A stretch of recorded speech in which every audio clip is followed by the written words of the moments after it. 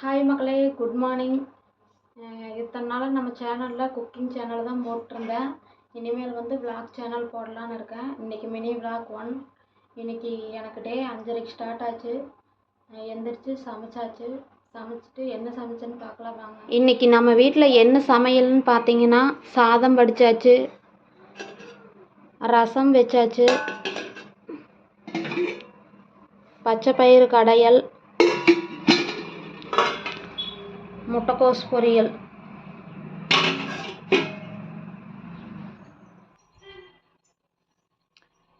இருந்த பாத்திரம் எல்லாமே கழுகியாச்சுங்க.